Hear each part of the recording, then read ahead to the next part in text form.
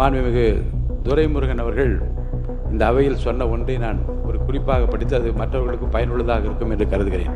அதையும் தாங்கள் கவனிக்க வேண்டும் என்று கவனத்தில் வைக்க நான் சொல்ல வந்தது 55 விதியின் கீழ் எழுத்துப்பூர்வமாக நீ கொடுக்கப்பட்ட அறிவிப்புக்குத்தான் நான் பதில் சொல்லி விளக்கம் அளித்துக் கொண்டிருக்கிறேன். ஒரு அவசரம் கருதி தான் சில பிரச்சனைகள் நாங்கள் எழுப்புறோம். அது போய் ஒரு 15 நாள் சென்று 20 நாள் சென்று பதில் வந்தால் அதுக்கு பொருள் இருக்காது. மாண்புமிகு துரைமுருகன் அவர்கள் இந்த அவையில் சொன்ன ஒன்றை நான் ஒரு குறிப்பாக படித்து அது மற்றவர்களுக்கும் பயனுள்ளதாக இருக்கும் என்று கருதுகிறேன்.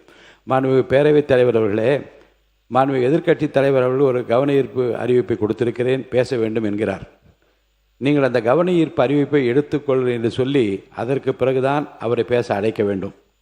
முதலில் மாண்புமிகு அமைச்சர் அவர்கள் அதற்கு பதில் சொல்ல தயாராக இருக்கிறார்களா என்று பேரவைத் தலைவர் அவர்களை கேட்டுக்கொள்ள வேண்டும். இந்த இரண்டும் நிகழ்ந்த பிறகுதான் அனுமதிக்க வேண்டும். அறிவு கொடுத்த உடனேயே இதில் பேச அனுமதிக்க முடியாது.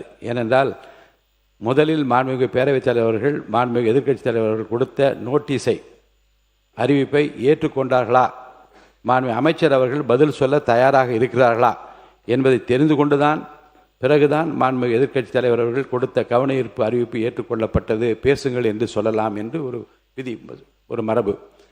ஆனால் துறையிடமிருந்து அந்த பதில்களெல்லாம் வரப்பெற்றவுடன் எடுத்துக்கொள்வதுதான் மரபாக இருந்திருக்கிறது. ஆனாலும் கூட அவசியத்தை கருதி இதில் எத்தனை அக்கறையோடு உறுப்பினர் இருக்கின்றார்கள், நம்மால் தேர்ந்தெடுக்கப்பட்டவர்கள் ஒரு நிகழ்வு ஏற்படுகிற போது எவ்வளவு அக்கறையோடு நமக்காக குரல் கொடுக்கின்றால் என்று மக்கள் தெரிந்து கொள்ள வேண்டும் என்பதற்காகவும் சம்பந்தப்பட்ட பாதிக்கப்பட்ட மக்களுக்கு ஒரு ஆறுதலாக அது இருக்கும் என்ற அடிப்படையில் தான் மென்ஷன் செய்யுங்கள், பதிவு செய்யுங்கள் என்று நான் சொன்னேன். இப்போது பதிவு செய்திருக்கின்றீர்கள். உரிய நடவடிக்கைகள் அரசால் எடுக்கப்பட்டு பிறகு விரிவான விளக்கமான அறிக்கையோ பதிலோ கிடைத்த பிறகு அதை நான் உங்களுக்கு அறிவிக்கின்றேன்.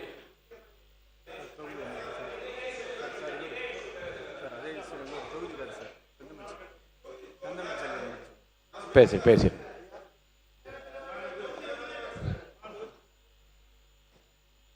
மாண்புமிகு பேரவைத் தலைவர் அவர்களே, நேரம் 0 ஹவரில் இதுக்கு முந்தைய இருந்த அரசாங்கம் எல்லாமே முக்கிய பிரச்சனை குறித்து அரசுடைய கவனத்துக்கு கொண்டு வருவது வழக்கம். நீங்கள் இப்போ வந்து கவன ஈர்ப்பை பற்றி நீங்கள் குறிப்பிட்டீங்க. அதே போல் நேரத்தில் தமிழ்நாட்டில் இருக்கின்ற முக்கிய நிகழ்வுகள் நடக்கின்ற பொழுது அது அரசுடைய கவனத்திற்கு எதிர்க்கட்சி வரிசையில் இருக்கின்ற தலைவர்கள் உறுப்பினர்கள் கொண்டு வருவது மரபு. அதையும் தாங்கள் கவனிக்க வேண்டும் என்று கவனத்தில் வைக்க நான் சொல்ல வந்தது 55 விதியின் கீழ் எழுத்துப்பூர்வமாக நீ கொடுக்கப்பட்ட அறிவிப்புக்குத்தான் நான் பதில் சொல்லி விளக்கம் அளித்துக் கொண்டிருக்கிறேன். மாண்பு உறுப்பினர் சிவகுமார் முடிச்சிட்டுமே.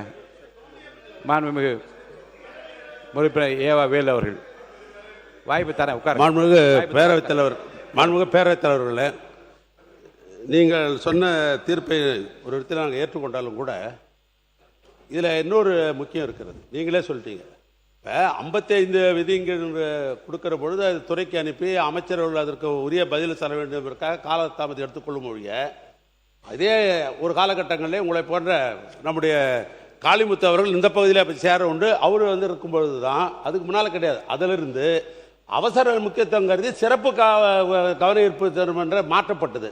அதனால் ஒரு அவசரம் கருதி தான் சில பிரச்சனைகள் நாங்கள் எழுப்புகிறோம். அது போய் ஒரு 15 நாள் சென்று 20 நாள் சென்று அதுக்கு பதில் வந்தால் அதுக்கு பொருள் இருக்காது. அதனால் நீங்கள் இந்த நாங்கள் 55 தான் கொடுக்கறதுக்கு எங்களுக்கு இருக்குது. அதை சிறப்பு கவனமாக்குற அதிகாரம் உங்களுக்கு தான் இருக்குது. அதனால் நீங்கள் சிறப்பு கவனமாக அவசரத்தை கருதி நீங்கள் எடுத்துக்கணுன்றதான் ஏற்கனவே நடைமுறையில் இருக்குது. அண்ணன் துரைமுருகன் சொன்னது 55 ரெகுலராக வரதுக்காக தான் அவர் சொன்னார். வழிய சிறப்பு கவனத்தை நீ கட்டாயம் எடுத்துக்கணும். நான் சொன்னதும் 55 விதியின் கீழ் கவன ஈர்ப்பு தீர்மானமாக நீங்கள் எழுத்துப்பூர்வமாக கொடுத்துட்டு நானும் சொல்லிக் கொண்டிருக்கிறேன். ஏற்கனவே இருமுறை இதே அவையில் சிறப்பு கவன ஈர்ப்பு தீர்மானமாக சிலவற்றை ஏற்றுக்கொண்டு நாம் விவாதித்திருப்பதை நீங்கள் அறிவீர்கள். அந்த நடைமுறை தொடரும். பேராசிரியர்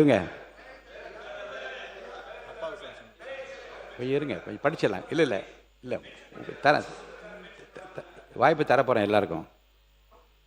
மாண்புமிகு பேரவைத் தலைவர் மாண்புமிகு துரைமுருகன் அவர்கள் சொன்னதுக்கு என்ன சொல்கிறாருன்னா, கவன ஈர்ப்பு அறிவிப்பு துறைக்கு அனுப்பப்பட்டிருக்கிறது, பதில் வரவில்லை, பதில் வந்த பிறகுதான் மாண்புமிகு அமைச்சர் அவர்கள் தயாராக இருப்பார்கள். ஆகையினால் பதில் இன்றைக்கு வந்துவிட்டது என்றால் அடுத்த நாளைக்கே நான் 0 ஹவரில் பதில் சொல்லுங்கள், நான் அவர்களை பதில் சொல்லுகிறேன்.